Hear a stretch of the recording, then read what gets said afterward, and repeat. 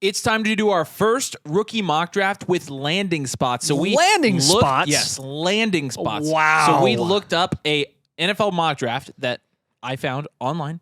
And let me just tell you, it was really ugly. And this is really ugly. And we have to prepare ourselves for this scenario because most of the time, the NFL draft does not go how we're expecting it to. So it's good to put ourselves in these situations in practice because this is real bad. It's just real bad. But let's go through and draft 2 full rounds of these rookies, knowing their landing spot and their draft capital. And since I talk very first, I'm going to take the 101, and I'm going to take Caleb Williams. Caleb Williams in this mock draft went first overall to the Chicago Bears, meaning the Chicago Bears replaced Justin Fields, which this tells you how unrealistic this is because the Bears actually did the right thing here. Yeah. So they replaced Justin Fields with Caleb Williams. Caleb Williams gets first overall draft pick. He's going to the Chicago Bears. He's going to be playing with DJ Moore. They also, in this draft, I think drafted another wide receiver here. I just don't understand. I don't understand why they would just move on from the MVP of the league and Justin Fields to go get Caleb Williams. That makes no sense to me. This is why I think it's ridiculous. Regardless, Caleb Williams projected to be the 101 across the board pretty much, still considered the best prospect in the draft. And so I'm going to take him 101 in Dynasty Superflex drafts if he does go 101 in the NFL draft. I think he's a fairly good fit for the Bears. I do wonder if they're going to change their coach. I'm not sure Eberflus is the guy to develop Caleb Williams. I'm just not sure about that. In fact, I'm pretty sure he's not. So I would hope that if they draft Caleb Williams, that they get somebody in there to develop him. But he's my number 1 pick. That'd be super cool and nice. At the 102, I'm going to go with Marvin Harrison Jr. Dream landing spot, honestly, to the Cardinals. Yes. Apparently some people don't like the landing spot to the Cardinals for Marvin Harrison. And I'm like, why? It's the same people that say Kyler Murray doesn't know how to throw football. But he throws it like 38 times a game. Yeah. It would be great. Perfect volume opportunity. And you would obviously assume if they do this and grab Marvin Harrison that they probably wouldn't re-sign Marquise Brown. So that's just, all the better for Marvin Harrison to get more volume. I think it's a perfect landing spot. I think it's great. And it solidifies his top 5 draft capital. You can't go wrong with it. So perfect. Love it. Honestly, I have to take Jaden Daniels here at the 103 because Jaden Daniels got top 5 draft capital in this mock draft going to the 104 to the Washington Commanders. If he gets top 5 draft capital, guys, he's going to be this high. Is this like an RG3 do-over? Maybe. It could be. Jaden Daniels, obviously very talented dual threat quarterback out of LSU, just won the Heisman Award. People are projecting him now in the first round. But again, if he goes top 5, this is how high he jumps up in NFL mock draft. So it will be interesting to see how it plays out. He would be a fairly good fit, I think, with Eric Bieniemy there. I think Eric Bieniemy would do a really good job with him. Now, whether or not Bill Belichick would do a good job with him is yet to be seen, assuming that Bill Belichick goes with the Commanders. That's just me being funny. But it's possible because if Bill is not in New England, it's very possible he stays on the East Coast and goes to Washington. Yes, sir. So very I'll possible. take Jaden Daniels there at the 103. Excited about top 5 draft capital for him. I'm going to go with Drake May going to the Patriots, 102 in this draft. We're taking him 104 here in our mock draft. I actually really like the idea of this landing spot. This is with the assumption, again, that Bill is no longer in New England next year, that they part ways, try to, turn the page with this, new New England Patriots generation. And I think you could get to a point where you're no longer fading everyone in New England from a fantasy perspective because Bill is no longer there. True. So you could end up looking at like a potentially dream situation for Drake May if they really put the right pieces around him. And we'll see, man. But I like that landing spot for sure.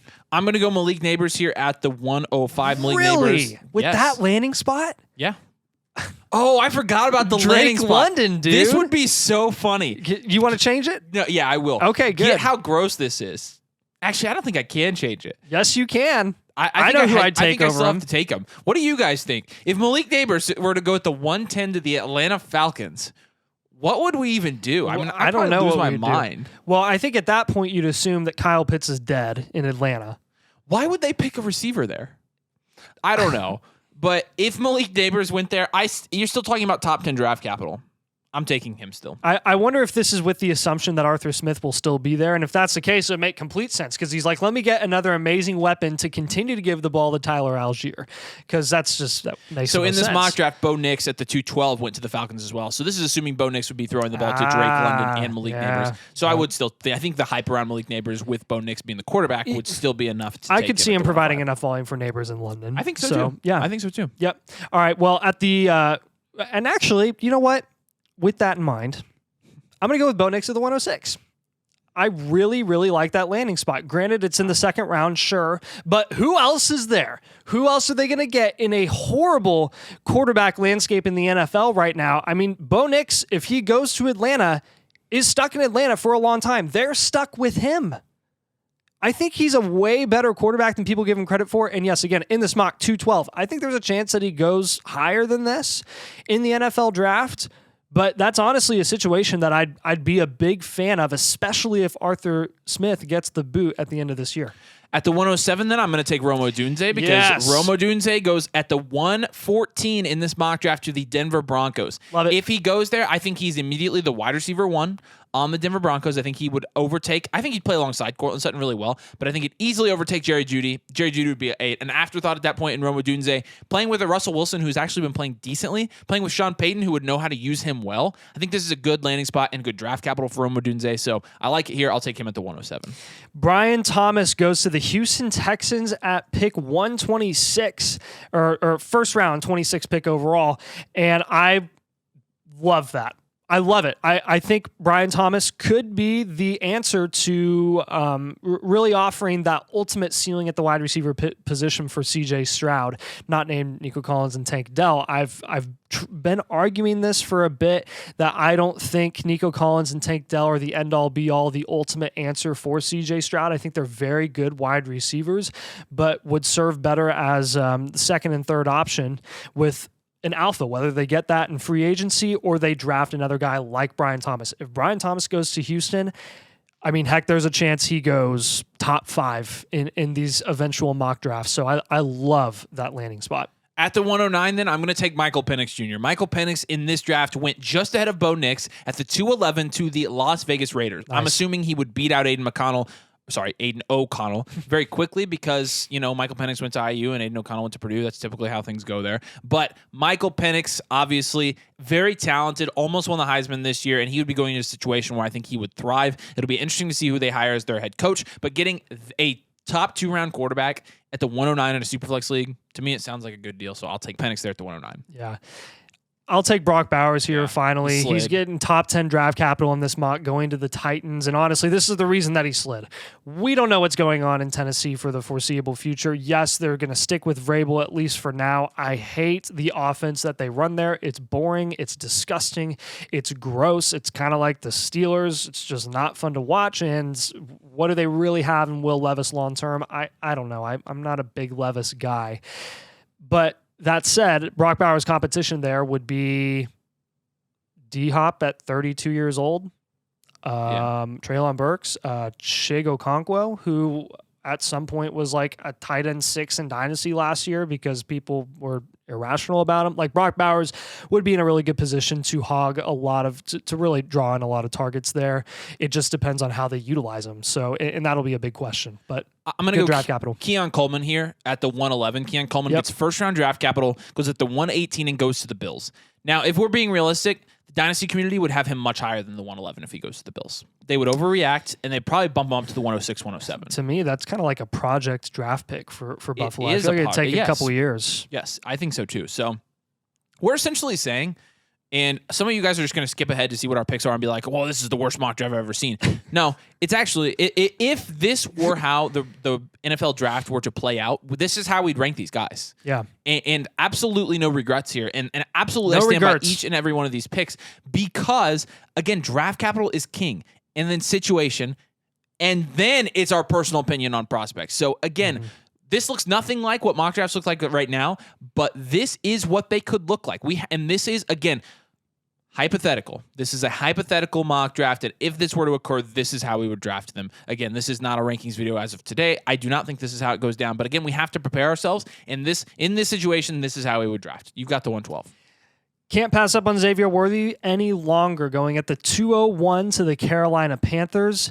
I know it's disgusting at face value. I know there's a ton of questions with Bryce Young and what he's going to do for Carolina. The truth is, the fact of the matter is, they invested too much draft capital in Bryce Young to move on from him anytime soon.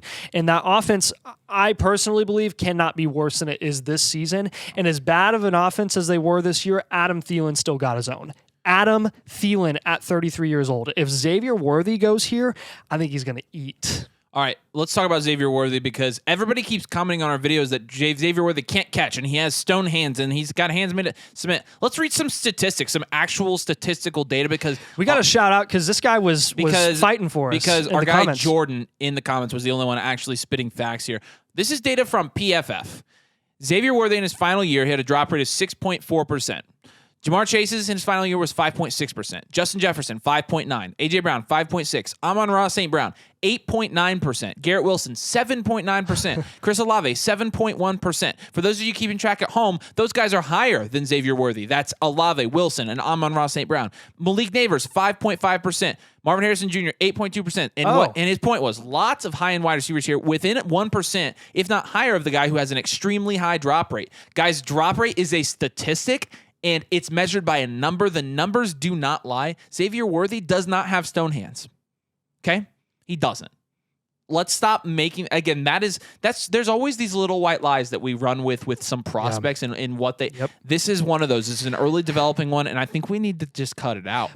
Plus, we did this with Zay Flowers going into his rookie year. We were like, well, he doesn't really have the most sure hands of the guys that have gone in the first round. We did it with Chase. We did it with Jamar Chase. Like it just, I'm tired of the drops in college being the reason that we short a guy. If he gets the draft capital, respect the draft capital and the situation. You have to if he goes to the Panthers. And people are going to point to 2022 and say he had a drop rate of 10.6% in 2022. He was playing with a broken hand that year. And the year before, he had 103 targets, and he had a 4.6% drop rate. So again, clearly, with a 4.6 and a 6.4% drop rate, I mean, when's the last time that you heard an NFL scout say that they dropped somebody down because he had lots of drops in college?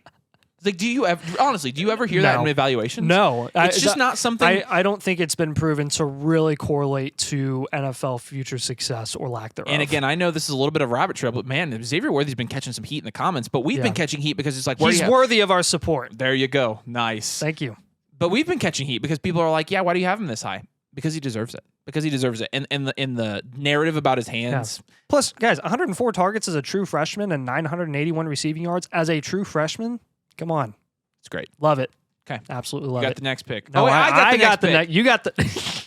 Oh, this means I have to take J.J. McCarthy here. And J.J. McCarthy goes at the 205 to the Giants. The guy who comments on all of our videos for J.J. McCarthy will be happy with this. Yeah. So he gets second-round draft capital. I have to take him here. And honestly, if he goes to the Giants, I would expect him to sit behind Daniel Jones his first year and then potentially get a shot at the starting job after they take the out on Daniel Jones' contracts like they surely will after next year. But J.J. McCarthy getting second-round draft capital, you have to take him here in a Superflex league. So I'm going to go with Emeka Egbuka here. Can't pass him up for any longer. Going at the 215 to the Steelers. I know it's disgusting. I know no one likes the sound of that with the current state of the Steelers offense.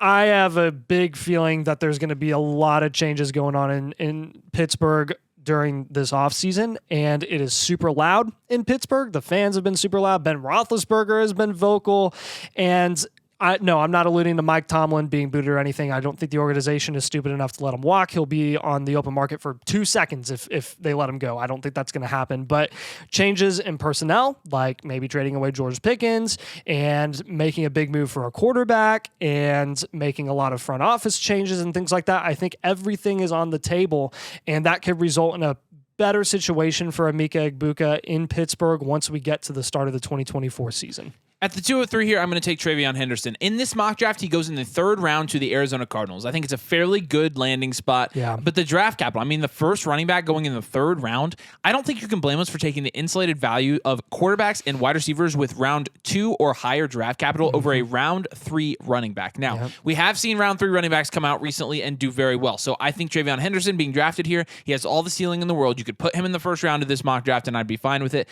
That being said, I'll take him here because, again, he does have that pass-catching skill set that you like to see in the NFL to go along with a pretty decent, amount of size and honestly could be a guy who gets a lot of touches in a game from a carries perspective too in the NFL. So I'll take TreVeyon Henderson here, hoping for better draft capital, but it is what it is. Yeah, I'll follow suit with you here and go with the next running back at the 312, going to the Green Bay Packers in Trey Benson. I, for one, really like this landing spot. I think A.J. Dillon is buns. He'll be out the door. And Aaron Jones, his hamstring is shot. Is he under contract next year, or was this his last year? I think 2023 may have been his last year. If he stays for another year, whatever, I don't really think that's going to hurt Trey Benson that much because he's getting older. Great landing spot, playing with Jordan Love, a super young receiving core. I think Green Bay has enough receivers to develop at this point that they're probably not going to make any big moves there. They really need running back, and I think they'd be willing to spend a third-round pick on a guy like Trey Benson, who has a pretty good resume out of Florida State. So if Adonai Mitchell does indeed get early second-round draft capital, I'm going to take him here in the mid-second pretty easily. He goes to the New Orleans Saints here, and he would be playing alongside Chris Olave, essentially taking the place of Michael Thomas, is what I would assume. And so Adonai Mitchell out of Texas, I think he's a fairly good wide receiver prospect that we need to have our eye on, and somebody that people have said we've been too low on. But again, if he gets the draft capital, we're right here with him. I mean, he's right here with everybody else. So Adonai Mitchell, fairly comfortable with him in the second round, pretty good value insulation, and honestly should maintain his value fairly well over the first couple years of his career there in New Orleans. Yep, I'm going to take Devontae Walker here next, going to the Kansas City Chiefs. Another second-round wide receiver taken by the Chiefs here. He's a wide receiver out of North Carolina. He hasn't been super hyper-productive statistically there, but clearly that isn't everything. I mean, we saw what Jaden Reed did getting second-round draft capital. His skill set, his talent was really good on film, despite the lack of production, you could say, at Michigan State, and he's really shown out and had a great rookie year with Green Bay. I think that could be the case for Devontae Walker if he goes to the Chiefs. Obviously, the wide receiver position there right now is horrible, outside of Rashee Rice, who has really been a bright spot there, one of the few that offense has had this year. There's going to be a big need for more guys that are more reliable, more sure-handed than like a Kadarius Toney, who I would assume gets cut after this year. And you really couldn't ask for a better landing spot in terms of market value insulation. The market loves these wide receivers that go to the Chiefs and are tied to Patrick Mahomes. You can't really blame them. Maybe it's to a fault at times, but we saw Rashee Rice increase in value so much this year as a second-round pick, even though people had a ton of questions with him. I could see the same thing happening with Devontae Walker. All right, I think we let it go on long enough. I'll take Xavier Legette here in the second round. Ew. I know. But listen, and this is where I just have to swallow my opinion of a player. He got first-round draft capital in this draft, and you might be thinking, well, why did he go so late? Because this is not happening. Because he goes to the Indianapolis Colts here, and as a Colts fan, as Colts fans, we can tell you that the reason that they had him mocked to the Colts is because we didn't re-sign Michael Pittman. Michael Pittman will be re-signed. This is not happening. I would call for Chris Ballard's firing immediately if they didn't re-sign Michael Pittman. And they won't draft Xavier Legette. Why? Because Frank Reich's not there anymore. Yeah. And this is a Frank Reich pick. So it's just a redundant pick. That's basically drafting Alec Pierce all over again. I know. But Xavier Legette, if he does get first-round draft capital, the second round is a really good price for him, honestly. So I just don't think he does. No, I don't think so either. Yeah. No. But whatever. I'll go with Troy Franklin here, going with the Ravens at the 232, and we'll take him here at the 208. Yeah, it would be alongside Mark Andrews and Zay Flowers. What would his fit really be there in that offense? I don't know, because maybe Odell Beckham stays for another year. Really depends, honestly, I think, on the success of the Ravens this postseason and how much of an impact Odell has on that team and the offense. But let's just assume, hypothetically, that they decide to move on from Odell because he is pretty old and they'd have to pay him a lot of money in the future. Troy Franklin ended up being the wide receiver 2 there.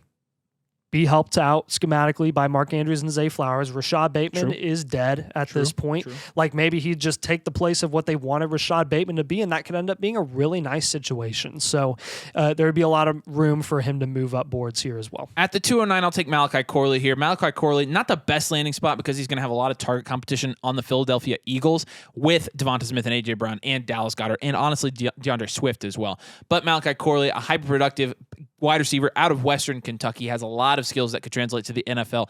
And if he does get second-round draft capital, I think he's absolutely worthy of going the second round of Dynasty rookie drafts as well.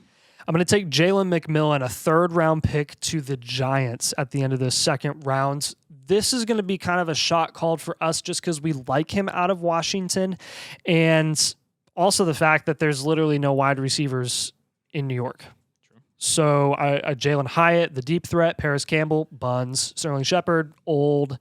Who else do they have? Wan'Dale Robinson, the ACL. He hasn't really been anything since that injury. Hodgins has been nothing. Yeah. Waller, hamstring every other week. So it's just wide open there for Jalen McMillan to do something.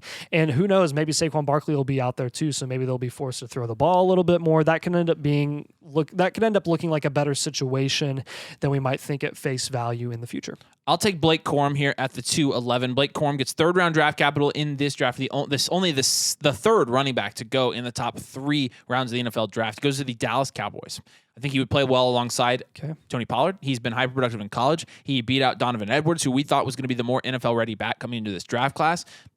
Played in a very good Big Ten. I mean, I'm totally fine taking Blake Corum here at the end of the second. There might be some decent running back value here at the end of the second round in these drafts. Yeah, for sure. That's why we're telling you to invest in second round picks right now. Jatavian Sanders will be my last pick here at the 212 in this mock draft. He goes at the 209 to Washington, and that would be, according to this mock draft, paired to Jaden Daniels going at the 104 earlier to Washington as well. I think this has a potential to be a really nice landing spot, a really nice pairing. We personally love the connection between rookie quarterbacks and rookie receivers, whether they're true wide receivers or tight ends. It can, result in a special bond, kind of like Josh Downs and Anthony Richardson before AR went down, things like that. But I like this idea of Jatavian Sanders going there. He'd be a nice check down option for Jaden Daniels, and he's in my opinion, easily the second best tight end in this class. And after that, it's a pretty bare landscape. Here are the full results of this 2-round rookie mock draft. Based on the NFL mock draft, I've linked it in the description, so go down and take a look at this mock draft if you want to see what we were looking at. But again, this is all hypothetical, and draft capital is king, and it's the most important aspect in our rookie rankings. So if this were to happen, if this hypothetical situation were to happen, this is how we'd probably draft, or something close to this is how we'd end up drafting these prospects. This is not our rookie rankings as of today. This is not how we think it's going to happen. It's purely hypothetical, purely for fun. So we went through and did a mock draft today. Like I said, check out the mock draft in the description. Make sure you like the video. If you enjoyed this, make sure you subscribe to the channel if you play Dynasty Fantasy Football, because Dynasty season now, and we have Dynasty content coming out all year long. So we appreciate you guys watching. Thanks for joining us, and we will see you later.